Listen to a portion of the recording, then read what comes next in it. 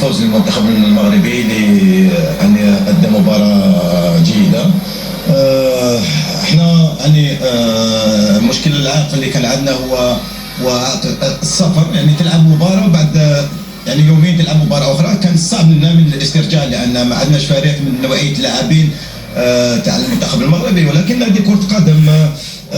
هنالك العديد من اللاعبين اللي اليوم ما كانوش حاضرين داخل الميدان يعني بسبب الارهاق او الاصابات، لكن نتقبلوا هذه الهزيمه لان لعبنا ضد منتخب عالمي، منتخب له نوعيه لاعبين من طراز عالي.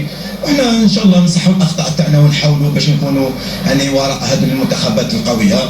وحظوظ كاس العالم كل منتخب له اهداف، وحنا الاهداف تاعنا هي بناء منتخب للمستقبل، مش نفس الاهداف اللي خطرتها يعني المنتخبات الكبيره. رغم انه كيبان انه كذلك سيكون تنافس قوي في هذه المجموعه.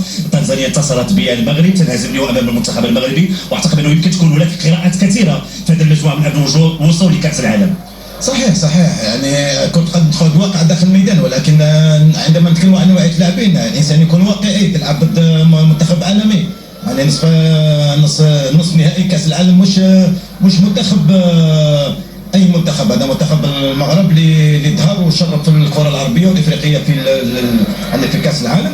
ويعني الانسان ما يبداش يقعد يدور بين اللاعب الكبار باينين والمنتخب الكبير باين، وحنا وراه باش نشتغلوا باش ان شاء الله في المستقبل يولوا يعني تحت هذه المنتخبات، وربما نكونوا معاهم في المستقبل ان شاء الله. اعتقد بالان يمكن نطويو الصفحه ديال تصفيات كاس العالم ونفكر في كاس افريقيا. تنزانيا في نفس المجموعه مع المنتخب المغربي. كي تشوف من الان كاس افريقيا وستكون مواجهه اخرى بين المنتخبين. صحيح، ستكون مواجهه اخرى، مواجهه قويه ايضا، تكون تجربه جيده للاعبين، تجربه لي انا ايضا كمدرب، يعني عندما تحتك يعني باللاعبين مدرب ولاعبين يعني بمستوى تكتيكي عالي، حيكون فيه يعني تطور في يعني عندنا حتى في المنتخب تاعنا.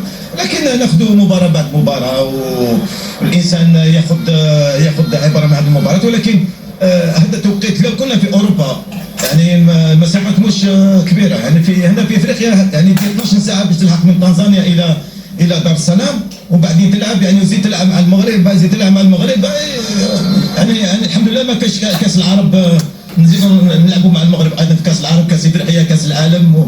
فهمنا.